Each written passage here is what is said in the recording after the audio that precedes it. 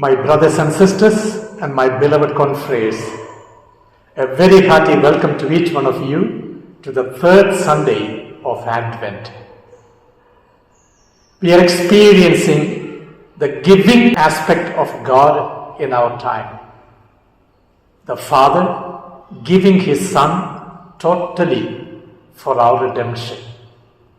On the other side, we also see very many human agents involving in it in order to give themselves totally for the sake of that redemption proposed by the Son.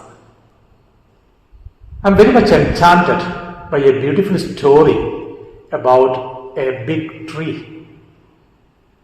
This tree was very happy to see very many people coming and taking shelter under it, especially during the summer season.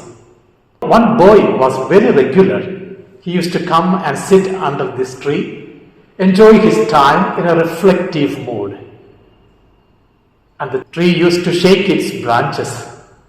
The leaves were moving about and the boy enjoyed it. And the tree was very happy. Later, as this boy became a young man, he came together with his girlfriend and they were sitting together, speaking words of love.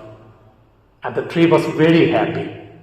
I have given an opportunity for them to sit under my shade to exchange their beautiful love relationship.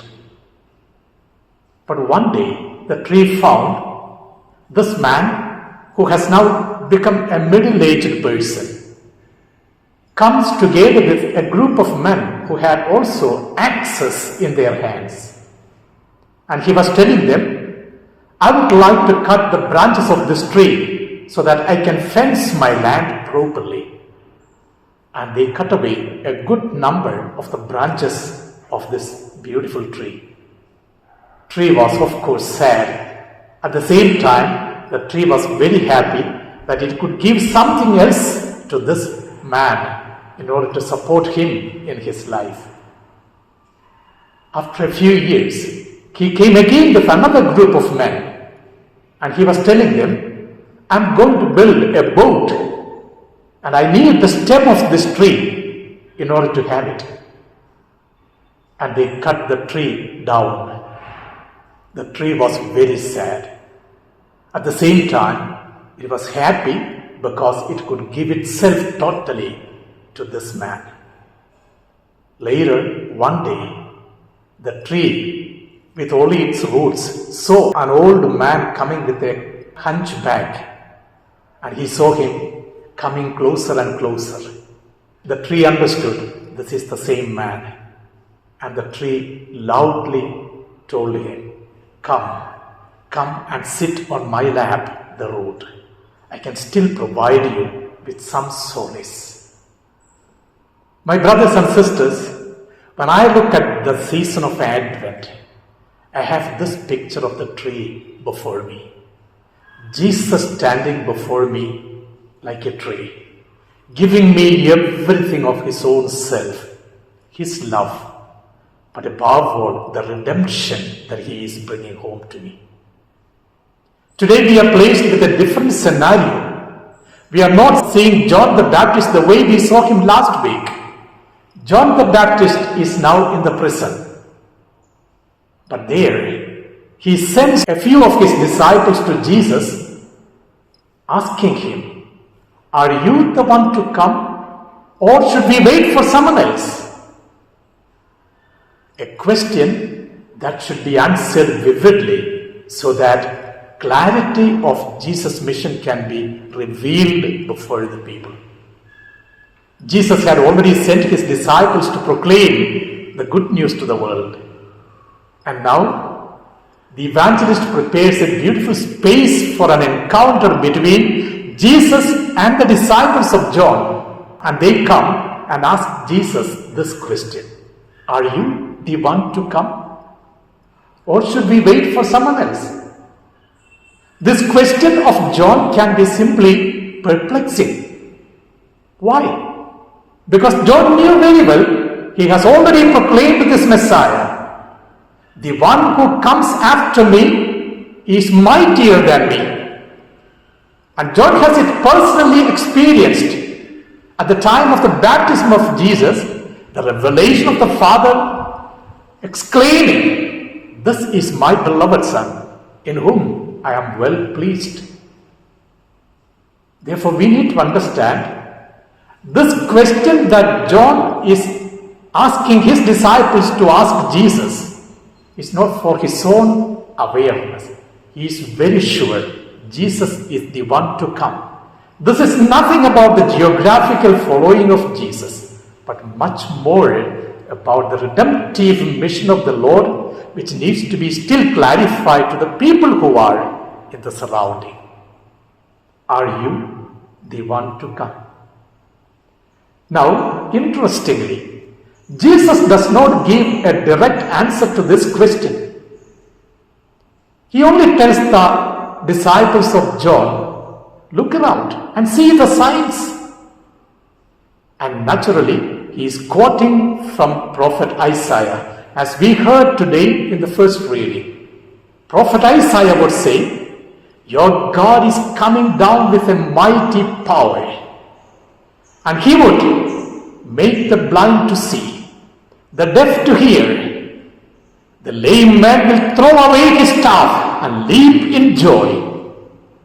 Good news will be proclaimed to the poor, and the dead will be raised to new life." And the same quotes are repeated by Jesus now. Look around and see how the blind are seeing, the deaf are hearing, and the lame are walking. Do you need to know anything more than this? Yes, the redemptive mission of Jesus now begins with compassion and mercy. And that's where we see Jesus in a new perspective, considering the good of the other, giving profusely for someone else, so that the life of the other can be redeemed through the mission and the ministry of Jesus. The disciples of John are now satisfied. At the same time, they know very well all their questions are not answered by Jesus, because John had told something more about Jesus. The one who is coming after me is mightier than me. And what's his mission? He will lay the axe at the root of the tree. He will make sure that there is a difference in lifestyle. In his hand is the winnowing fork. He will gather the wheat and put it in the barn, and the chaff he will burn away. And that exactly is the mission that was given to Jesus. But is Jesus evading that mission? In fact, it is not so. Jesus is not evading his judgmental mission, but instead, he begins with a mission of compassion so that all can be attracted to him well. The mission of judgment, which is part of the redemption, is transferred to the end time.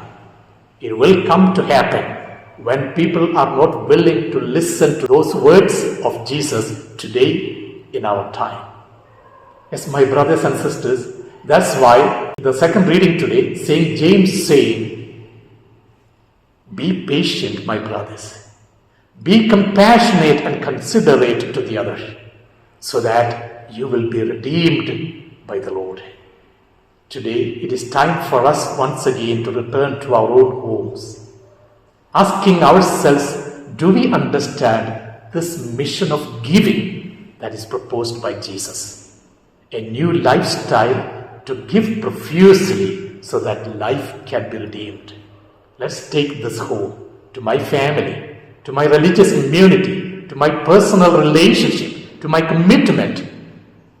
Let me be one who gives more so that I can experience that compassionate, forgiving lifestyle of Jesus in my own self.